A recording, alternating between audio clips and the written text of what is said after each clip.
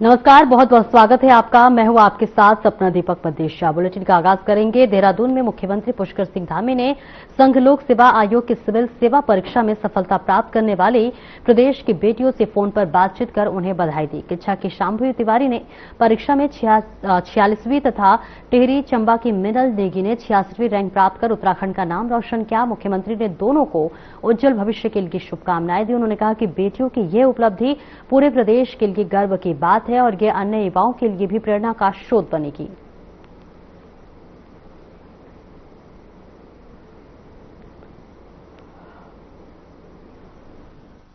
नमस्ते सर, कैसे हैं आप? मैं अच्छा हूं। आपको बहुत बहुत बधाई, शुभकामनाएं। बहुत आपको है बड़ा अच्छा आपकी अचीवमेंट रही है। भगवान की कृपा, आपके माता पिता को, सबको मेरी तरफ से बहुत शुभकामनाएं, है ना। बहुत अच्छा। और आगे भी इसी तरह से करते रहिए, है ना।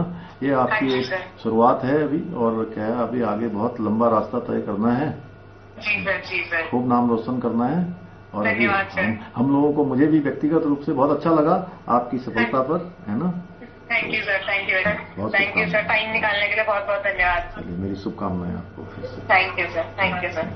हाँ शांभवी, आपको बहुत बहुत मेरी तरफ से बहुत शुभकामनाएं, बहुत बधाई। आपने बहुत अच्छी सफलता हासिल की है और हम सब लोगों को बहुत अच्छा लग रहा है ना। बहुत बढ़िया, हम लोग सब लोगों को अच्छा लगा। आगे बढ़िए, खूब भगवान की कृपा आप पर बनी रहे। आपके माता पिताजी का, सबका जो है बड़ा योगदान इसमें है, और उनको भी मेरी तरफ से बहुत बधाइयाँ।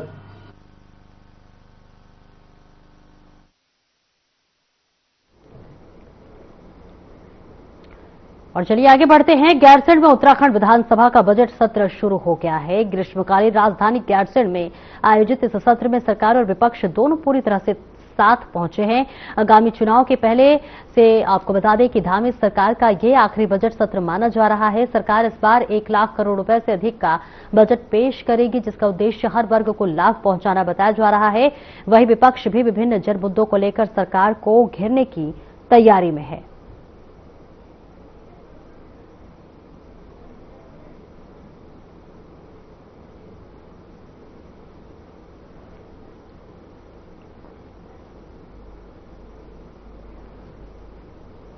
गैरसैंण में मुख्यमंत्री पुष्कर सिंह धामी ने वर्ष 2026 के राज्य बजट को लेकर बड़ा उत्साह जताया है। उन्होंने कहा है कि ये बजट शानदार और विकासोन्मुखी होगा, जो समाज के हर वर्ग की उम्मीदों पर खरा उतरेगा। मुख्यमंत्री के अनुसार बजट तैयार करते समय विभिन्न हितधारकों और समाज के अलग अलग वर्गों से सुझाव लिए गए हैं। उन्होंने कहा कि सदन में हर मुद्दे पर चर्चा के लिए सरकार पूरी तरह से तैयार है। सीएम धामी ने विपक्ष से भी सकारात्मक चर्चा की अपील करते हुए कहा कि अधिक चर्चा से बेहतर परिणाम सामने आएंगे और बजट की पूरी तस्वीर पेश होने पर साफ हो जाएगी।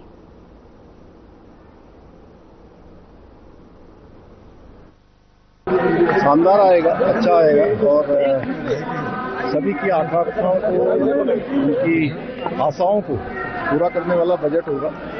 और बजट को बड़े परिश्रम से काफी सारे स्टेक होल्डर्स और विभिन्न समूह, वर्गों और समाज के विभिन्न आयामों में काम करने वाले लोगों के सुझाव से ये बजट तैयार किया गया है। इसलिए इसमें सभी वर्गों के लिए प्रावधान किया गया है, ताकि अभी 3 बजे बजट प्रस्तुत होगा तो आप सबके सामने आ जाएगा, अच्छा होगा। अवधि को लेकर के क्यों कर रहा है? पहले दिन अवधि की कहीं कोई समस्या नहीं है। आपने देखा होगा पिछला सेशन भी यहाँ हुआ था। उस सेशन में विपक्ष को हम लोगों ने चर्चा के लिए आमंत्रित किया था, और हमारा तो ये है कि भाई आप चर्चा करिए, जितना यहाँ बिजनेस होगा, क्योंकि सरकार के संसाधन लगते हैं, जनता का पैसा लगता है, तो एक मिनट यहाँ का अमूल्य है। हम चर्चा करने के लिए तैयार हैं। चर्चा करें, जितनी चर्चा होगी उतनी चर्चा करी जाएगी, उसमें कहीं कोई कटौती की जरूरत नहीं।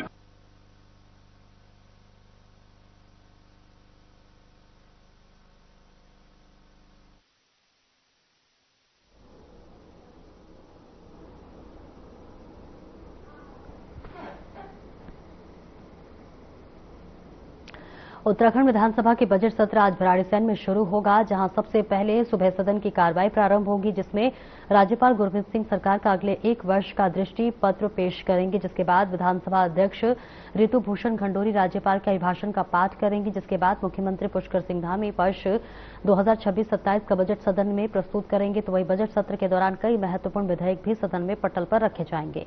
साथ ही राज्यपाल के अभिभाषण पर धन्यवाद प्रस्ताव को लेकर भी चर्चा की जाएगी।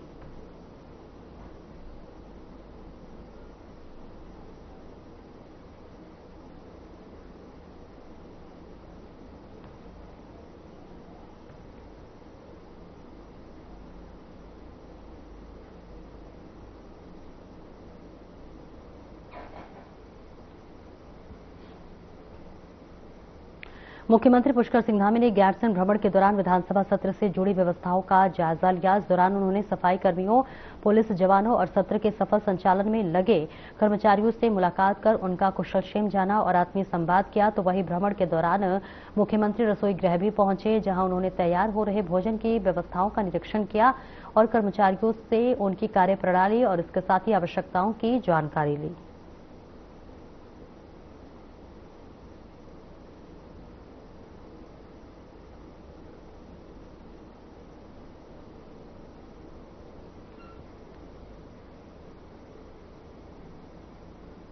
टिहरी लेक फेस्टिवल 2026 के तहत कोटी कॉलोनी में भव्य सांस्कृतिक संध्या का आयोजन किया गया। कार्यक्रम की शुरुआत गंगा अवतरण के प्रभावशाली नाट्य मंचन और भव्य गंगा आरती से हुई, जिसमें मां गंगा की धरती पर अवतरण की कथा प्रस्तुत की गई। जिसके बाद मेरी प्यारी टिहरी रथ में जल में बसी याद थीम पर आधारित नाटक का मंचन हुआ, जिसमें पुरानी टिहरी के बसने और उजड़ने की कहानी दिखाई गई। कार्यक्रम के अंत में प्रसिद्ध गायक अमित त्रिवेदी और उनकी टीम ने शानदार प्रस्तुति देकर दर्शकों को मंत्रमुग्ध कर दिया।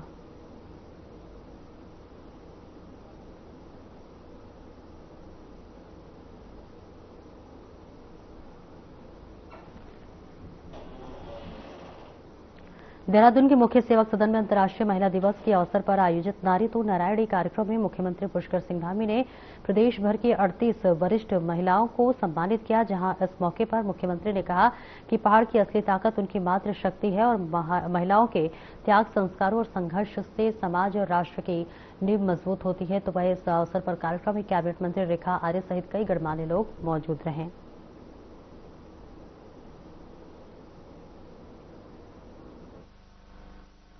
निश्चित रूप से ये दिवस हम सबको याद दिलाता है कि कैसे हम लोगों की संघर्ष की कहानी है और कैसे संघर्ष से सफलता की ओर की यात्रा रही है और कैसे आगे चल के अपनी यात्रा को सुचारू हमने रखना है।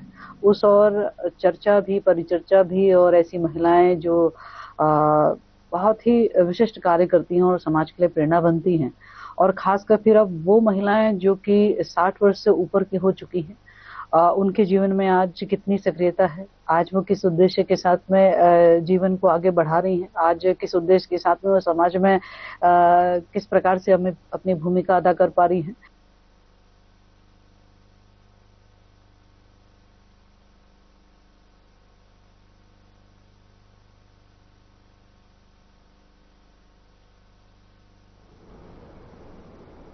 हल्द्वानी में नेता प्रतिपक्ष यशपाल आर्य ने कहा कि गैरसैंण में चल रहे विधानसभा बजट सत्र के दौरान कांग्रेस सरकार को कई महत्वपूर्ण मुद्दों पर घेरने की तैयारी में है। उन्होंने कहा कि प्रदेश में बेरोजगारी, महंगाई, स्वास्थ्य सेवाओं की खराब स्थिति, शिक्षा व्यवस्था और किसानों से जुड़े मुद्दों को सदन में मजबूती से उठाया जाएगा। मीडिया से बातचीत में उन्होंने कहा कि सरकार बड़े बड़े दावे तो कर रही है, लेकिन जमीनी स्तर पर उनका असर दिखाई नहीं दे रहा है। उन्होंने कहा कि कांग्रेस के सभी विधायक एकजुट होकर जनता की आवाज को सदन में उठाएंगे और सरकार से जवाब मांगेंगे।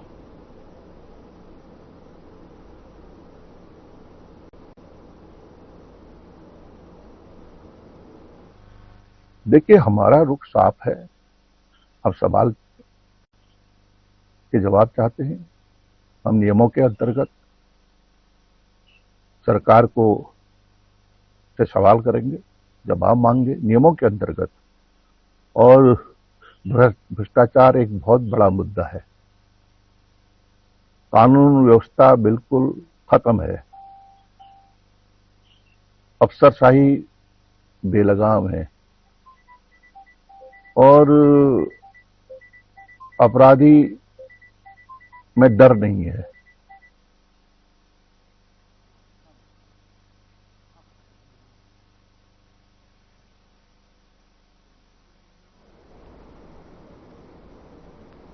उत्तराखंड सरकार ने कैबिनेट बैठक में राज्य में 3 नए निजी यूनिवर्सिटी स्थापित करने को मंजूरी दे दी है। इन यूनिवर्सिटियों में नैनीताल जिले में माउंट वैली यूनिवर्सिटी, जबकि देहरादून जिले में तुजाल यूनिवर्सिटी और शिवालिक यूनिवर्सिटी स्थापित किए जाएंगे, जिसके तहत बीजेपी प्रदेश प्रवक्ता हनी पाठक ने धामी सरकार के इस कदम का स्वागत करते हुए कहा कि सरकार प्रदेश के विकास के लिए लगातार काम कर रही है और उत्तराखंड को एजुकेशन हब बनाने की दिशा में ये एक महत्वपूर्ण पहल है।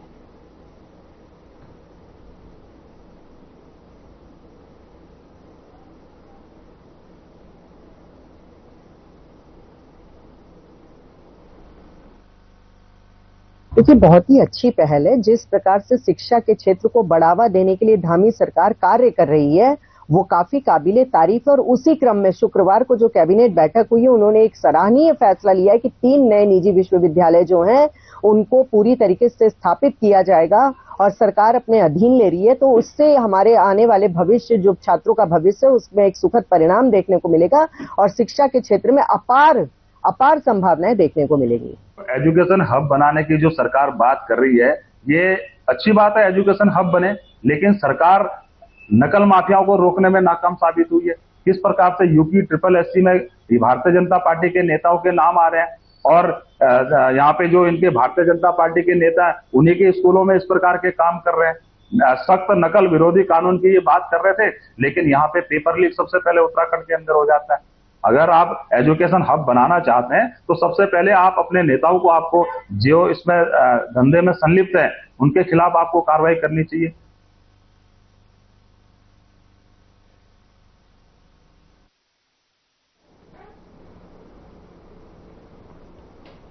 टिहरी महोत्सव 2026 हिमालय 02 के तहत भिलंग नाम ब्लॉक में भांसर ताल ट्रैक का आयोजन किया गया, जहां आपको बता दें कि कार्यक्रम की शुरुआत शक्तिलाल शाह सहित अन्य जनप्रतिनिधियों ने हरी झंडी दिखाकर की। घनसाली और हुलाना खाल से करीब 80 से अधिक प्रतिभागियों ने 2 किलोमीटर से अधिक पैदल ट्रैक पर भांसर ताल तक यात्रा की। ट्रैक में हिमालय पब्लिक स्कूल में 37 छात्र छात्राएं शामिल हुए। ट्रैकरों का पहला पड़ाव सुखताल रहा।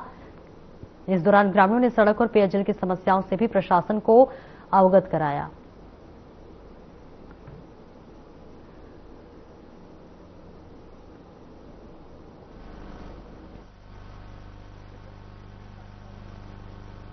बहुत पहले से प्रयास किए थे। हमारे पास जराल ताल हो गया, हमारे पास भांसर ताल हो गया, हमारे पास जगदीशिला हो गई, हमारे पास बोरा केदार वाला क्षेत्र हो गया, हमारे पास अपना ये विश्वनाथ।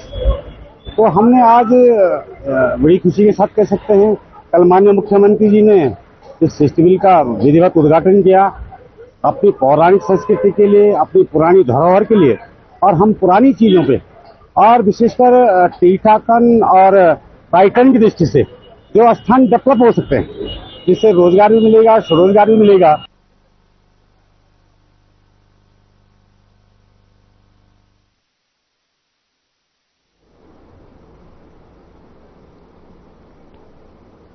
खटीमा के होनहार युवा देवेश आर्या ने प्रतिष्ठित सिविल सेवा परीक्षा में 656वीं रैंक हासिल कर क्षेत्र में नाम रोशन किया है। इस बीच आपको बताते चले,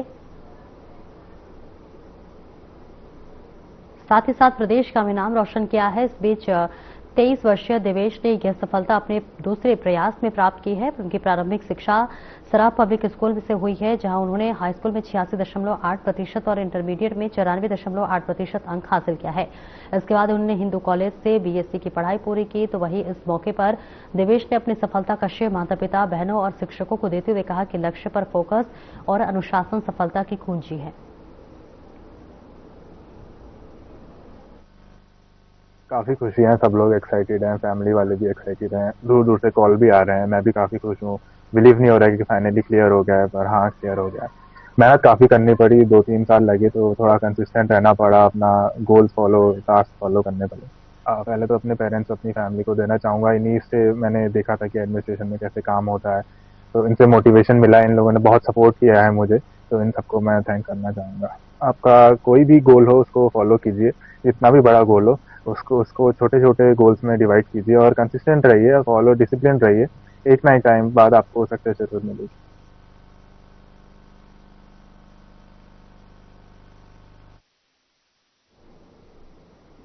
और वक्त हो चला एक छोटे से ब्रेक का, जल्द लौटते हैं।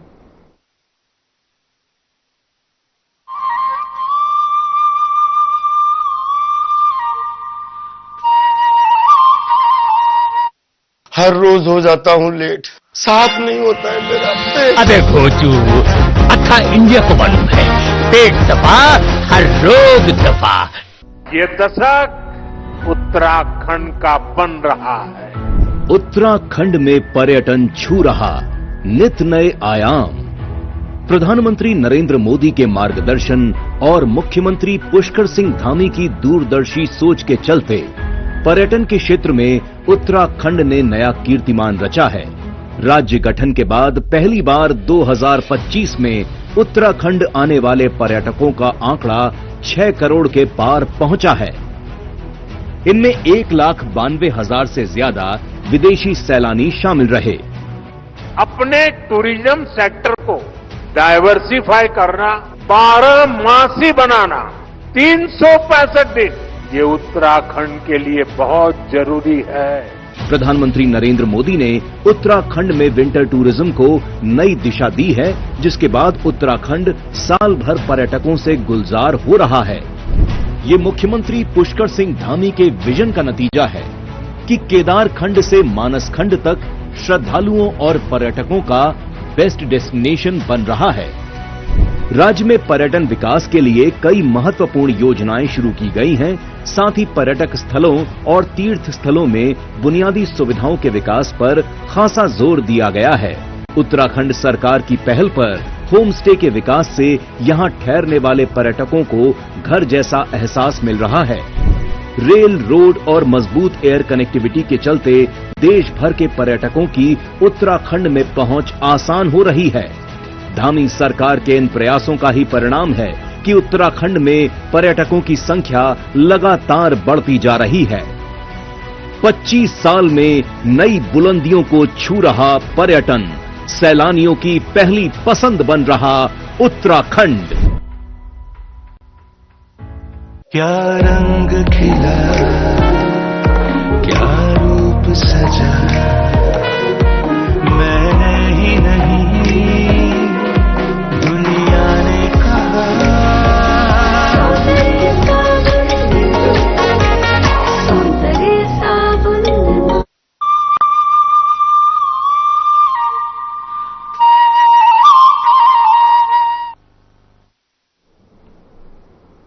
और ब्रेक के बाद एक बार फिर से स्वागत है आपका। खबरों में आगे बढ़ेंगे। खटीमा में 3 battalion parachute regiment special force के पूर्व सैनिकों ने पलटन का 214वां स्थापना दिवस उत्साह के साथ मनाया। एक निजी होटल के सभागार में आयोजित कार्यक्रम की अध्यक्षता सूबेदार मेजर व ऑनरेरी कैप्टन हिम्मत नाथ ने की। कार्यक्रम का शुभारंभ मातृशक्ति द्वारा दीप प्रज्वलन के साथ हुआ। खटीमा, बनबसा, टनकपुर और नानकमता सहित आसपास के क्षेत्रों में आए पूर्व सैनिकों ने इसमें भाग लिया। सभी ने वार मेमोरियल पर पुष्पचक्र अर्पित कर शहीद सैनिकों को श्रद्धांजलि दी। इस दौरान पूर्व सैनिकों ने पलटन के गौरवशाली इतिहास और वीरता की गाथाओं को याद किया।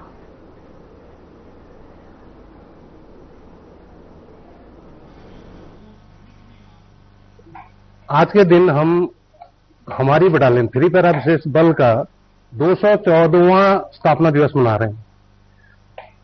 यह स्थापना दिवस हर वर्ष इसी दिन मनाया जाता है, 8 मार्च को। आज से 213 साल पहले 8 मार्च 1813 को ये बटालियन खड़ी हुई थी, उसमें अंग्रेजों के नेतृत्व में। उसके बाद ये लगातार चलाया जा रहा है। नई पीढ़ी के लिए मैं ये कहना चाहूंगा कि हमारे जो बच्चे आज सेना में जाने के इच्छुक हैं, ज्यादा से ज्यादा पैरा रेजिमेंट को, उसमें भी स्पेशल फोर्स को चॉइस करें और उसमें जाने की कोशिश करें। इस रेजिमेंट की एक खासियत है, जो उंगली में गिनी जाने वाली कुछ यूनिट्स हैं जो कि 2-2 बार यूएन मिशन में गई थी, और हमारी यूनिट उनमें से एक है जो कि 1855 में पहली बार यूएन फोर्स के तौर पर गई थी, और उसके बाद 2008 में अगेन जो है यूएन कंटीजेंट के तौर पर यूएन में सर्विस के लिए गई। और ये स्पेशल अचीवमेंट है। रही बात कि हम क्यों मनाते हैं, हम उन वीर शहीदों को याद करते हैं, पलटन के उन कामों को याद करते हैं, ताकि आने वाली पीढ़ियों को एक मैसेज जाए कि अगर इतिहास बनाया जाएगा तो उसको याद भी किया जाएगा। उनको हम एक जवाबदारी देना चाहते हैं कि उनको वो इतिहास बनाएं ताकि आने वाले कल में उनके इतिहास को भी याद किया जा सके। देहरादून में आस्था, श्रद्धा और विश्वास के साथ ऐतिहासिक श्री झंडे जी का आरोहण किया गया। करीब 94 फीट ऊंचे ध्वज दंड के आरोहण के साथ ही प्रसिद्ध श्री झंडा मेले की भी शुरुआत हो गई है। देश के विभिन्न हिस्सों से पहुंचे हजारों श्रद्धालुओं ने झंडे जी के दर्शन और स्पर्श कर आशीर्वाद प्राप्त किया। इस अवसर पर श्री महंत देवेंद्र दास महाराज ने श्रद्धालुओं को आशीर्वाद दिया। श्री गुरु राम राय महाराज के जयकारों से पूरा क्षेत्र गूंज उठा।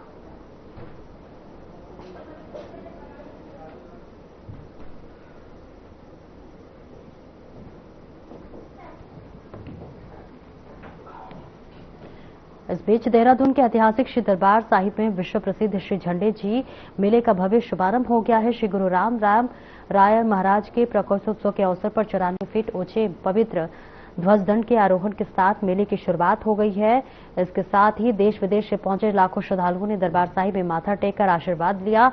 परंपरा के अनुसार पुराने ध्वज दंड का दही, घी और गंगा जल से अभिषेक कर नए ध्वज दंड पर 41 गिलाफ चढ़ाए गए। करीब 350 वर्ष पुराना ये मेला सांप्रदायिक सौहार्द और आस्था का प्रतीक माना जाता है।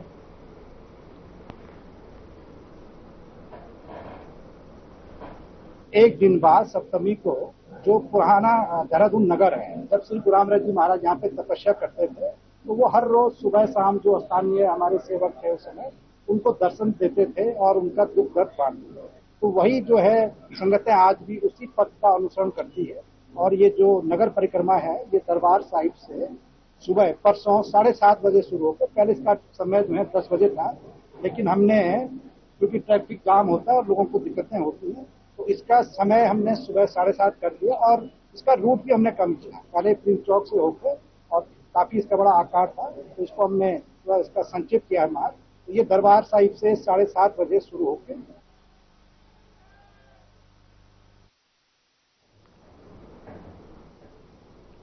नैनीताल के जिलाधिकारी ललित मोहन रयाल ने राजस्व अभिलेखनीय कार्य निजी व्यक्ति से कराए जाने के मामले में सख्त कार्रवाई की है। तो वही इस दौरान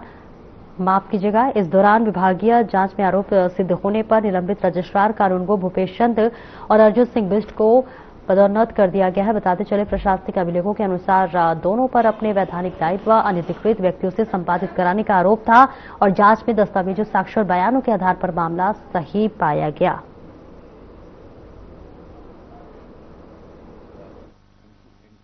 रजिस्ट्रार कानूनगो का पद काफी सेंसिटिव होता है और जो राजस्व प्रकृति के मामले होते हैं, वाद होते हैं या उनकी एंट्रीज होती है रेवेन्यू रिकॉर्ड्स की, वो ऑथराइज्ड आदमी ही कर सकता है। तो उसके लिए जो हमारी भूलेख नियमावली है उसमें रजिस्ट्रार कानूनगो उसके लिए अधिकृत है और अगर ये पावर्स किसी प्राइवेट आदमी को दिया जाए तो उससे जो हमारे सरकारी दस्तावेज हैं उनकी शुद्धता और विश्वसनीयता खतरे में आती है।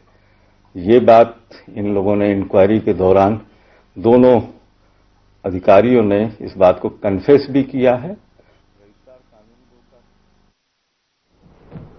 फिलहाल इस बुलेटिन में इतना ही। नमस्कार।